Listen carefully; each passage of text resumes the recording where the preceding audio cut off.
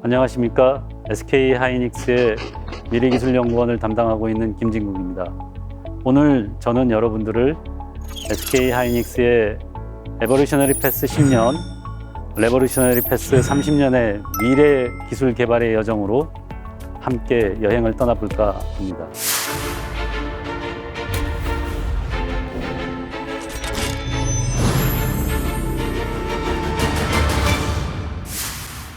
인류의 문명은 강을 따라서 형성되어 왔고 또 발전을 해왔습니다.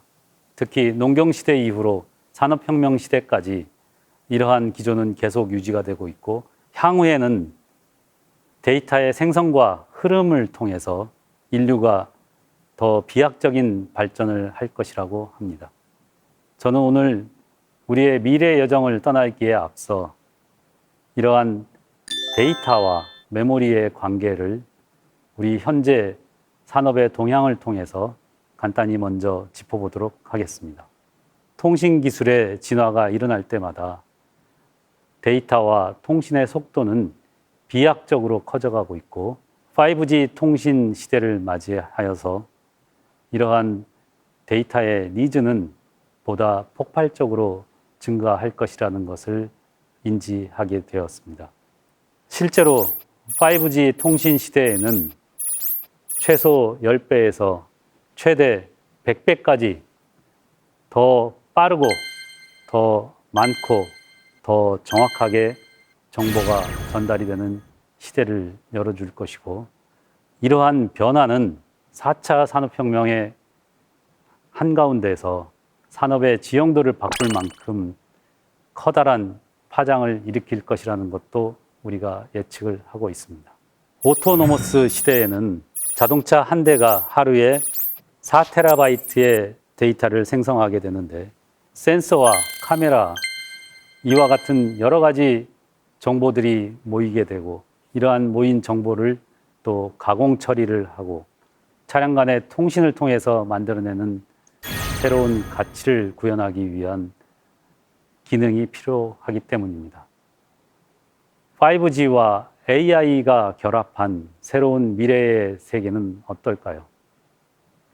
헬스케어, 그리고 스마트 시티, 오토노머스, 그리고 IoT가 우리의 생활을 더욱더 윤택하고 우리의 삶의 질을 높일 것인데 이러한 부분에도 메모리 반도체가 핵심 드라이빙 포스로 작용할 것임을 여러분들은 이해하실 수 있으리라 생각합니다.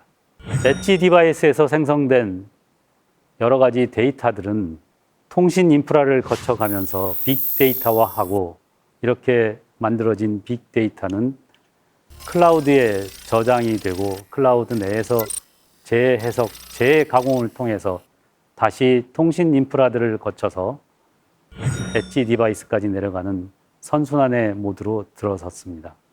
이러한 변화는 우리의 삶을 더 윤택하고 더 삶의 질을 높이는 부분에 분명 기여를 할 것이고 매 통신 인프라를 거쳐가는 동안에 정보는 모여졌다, 저장이 되고 가공이 되는 이러한 과정을 반복하게 될 것입니다. 기존에 형성된 정량화된 데이터들이 저장이 되고 전달이 되는 것뿐만이 아니라 사람과 사람 사이 그리고 자동차와 자동차 사이 또한 스트리밍 데이터와 같이 실시간 발생이 되었다가 사라지는 리얼타임 데이터라고 하는 부분은 우리가 예측하기도 준비하기도 힘들 만큼 그 확장성이 넓고 크게 확대되고 있다는 것도 이 그래프에서 잘 표시해 주고 있습니다.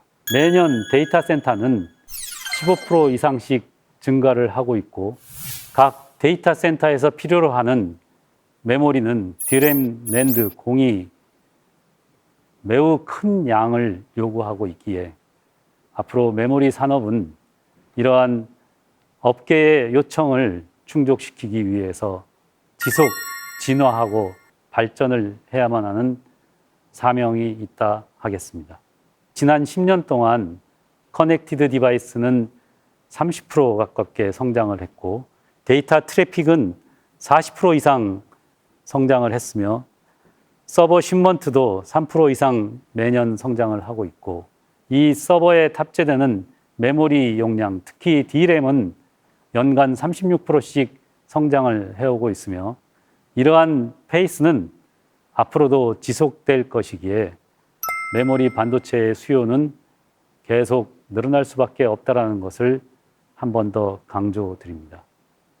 10년 전에 메모리 시장, 반도체 시장을 예측을 했던 것 대비해서 오늘 이 시점에 들여다보면 우리가 예측했던 것 대비 10% 이상 시장은 성장해 있고 우리의 빅데이터 시대가 시작된 지금으로부터 30년 이후 반도체 시장은 무려 3배까지 증가할 것이라는 데 훨씬 더 믿음이 간다라고 할 수 있겠습니다.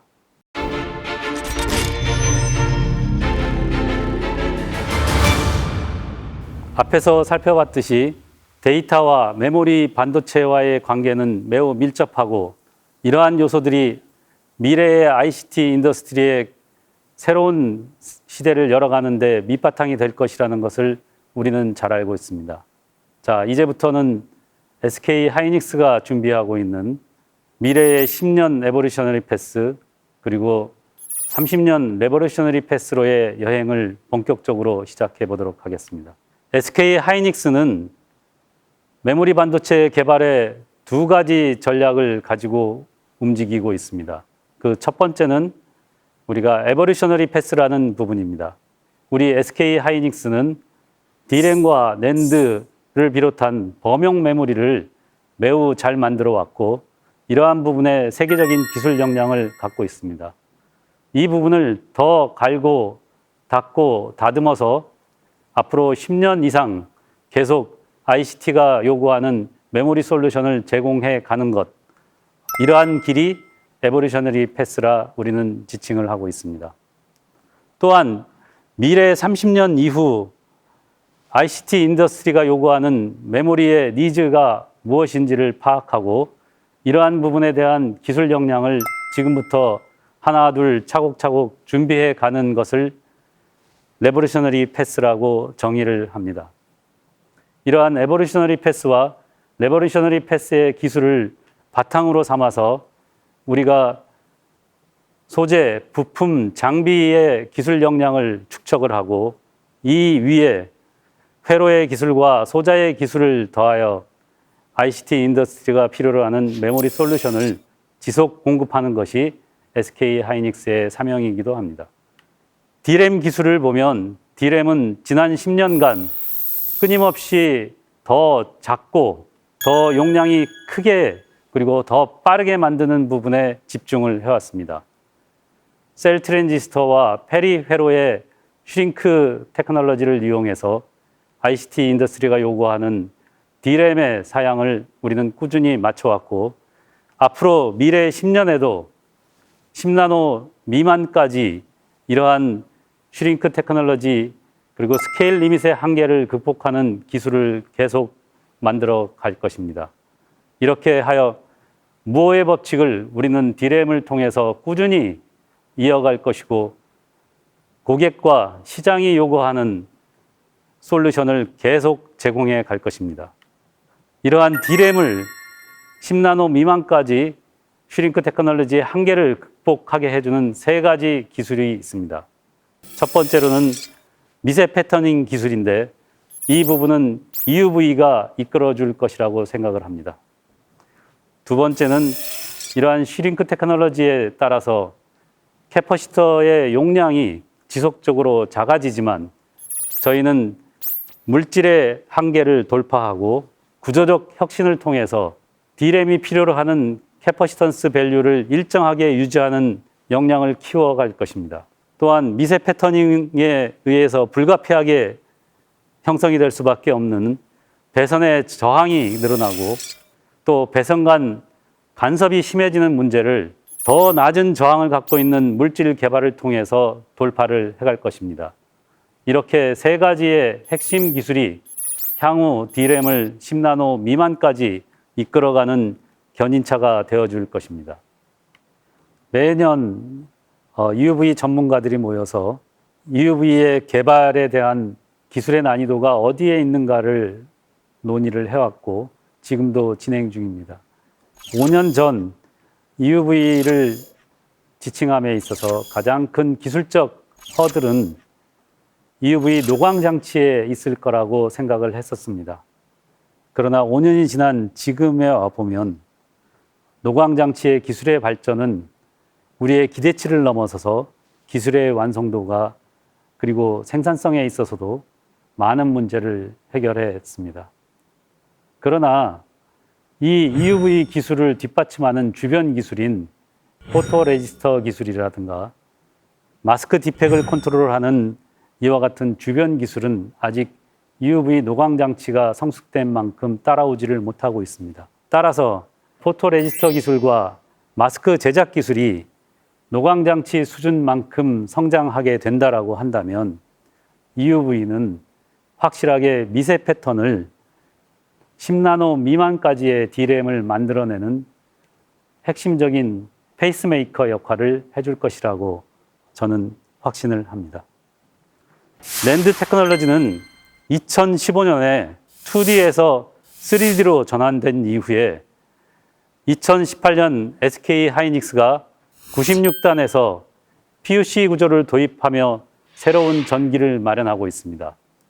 여러분도 잘 아시다시피 작년 저희는 128단 PUC 구조에서 세계 최초의 기술력을 과시한 바가 있습니다. 이러한 랜드의 핵심 기술은 스택업에 있다라고 말씀을 드리겠습니다. 이러한 스택업의 리미트를 극복하고 600단까지를 이끌어줄 핵심 기술 3가지는 다음과 같습니다. 첫 번째는 하크 엣치 기술입니다. 단수가 높아지면 토탈 하이트가 높아질 수밖에 없고 이 경우 종횡비가 매우 커지는 하크 엣치의 기술의 한계점이 우리에게 큰 도전적인 문제를 안겨주고 있습니다.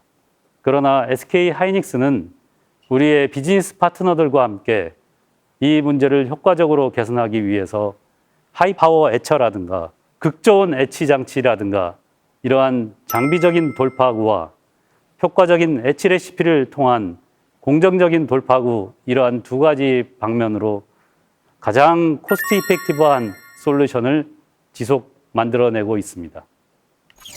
다른 한 가지는 이렇게 깊은 콘택 엣치를 진행할 때 우리가 보호해야 될 필름들을 효과적으로 보호할 하드 마스크라고 하는 레이어의 물질 개발을 하는데 어려움이 있습니다. 보시는 바와 같이 저희는 주기율표를 열어놓고 이러한 신규 물질을 통해서 우리가 원하는 부분을 효과적으로 디파인을 하고 보호해야 될 필름을 효과적으로 보호할 수 있는 새로운 물질을 발굴하고 최적화된 물질을 통해서 향후 600단까지의 랜드 플래시를 구성하는 데 지장이 없도록 만들어갈 계획입니다. 랜드 플래시는 전하를 효과적으로 저장을 하고 주변의 셀들의 움직임에 따라서 방해를 받지 않고 그 전하를 보존했다 또 쉽게 내보낼 수 있는 기술이 필요합니다. 이 부분을 효과적으로 컨트롤하기 위한 다이일렉트릭 기술을 우리는 꾸준히 개발을 해갈 것입니다. 세 번째로 스택을 계속 높여서 필름을 쌓아 올릴 때 가장 큰 도전적인 문제는 이와 같이 웨이퍼가 말리는 필름의 스트레스 기인성 워페이지 문제입니다. 보시는 템 사진조차도 기둥들이 쓰러져 있는 모습을 여러분들이 보실 수가 있는데 이 부분은 우리가 필름의 스트레스를 효과적으로 제어하지 못할 때 나타나는 부작용이기도 합니다. 그러나 SK 하이닉스는 필름의 물질과 스트레스를 효과적으로 컨트롤하는 기술을 지속 개발을 하여 600단까지 이러한 쓰러짐과 말림이 없는 확실한 랜드 플래시의 스택업 리미트 한계를 벗어날 수 있는 기술을 준비를 하고 있습니다. 지금까지 D램과 낸드의 에버루셔너리 패스 10년을 준비함에 있어서 우리가 어떻게 기술 한계를 돌파해 올 것인가 3가지의 각각의 핵심 기술을 우리가 어떻게 준비를 하고 있는가를 간단히 소개를 드렸습니다. 지난 5년 동안 SK 하이닉스가 산업계, 학계, 민간 연구기관과 함께 R&D 연구를 5천 건 넘게 누적으로 완팀 컬래버레이션을 진행해 오고 있고, 앞으로 이러한 오픈 이노베이션 기반으로 한 전략적 협업은 지속 강화될 것입니다. 이 표는 우리 SK 하이닉스가 향후 10년 동안 D램은 10나노 미만까지, 그리고 낸드는 600단까지 어떤 형태로 어떤 단계를 거쳐서 기술을 개발해야 될 것인지를 약속드리는 표이기도 합니다. 우리의 10년 여정, 에버리셔너리 패스에 대한 기대가, 그리고 고객의 니즈가 우리 기술로 하여금 만족을 느낄 때까지 저희들은 기술 개발에 더욱 집중할 것을 약속드립니다.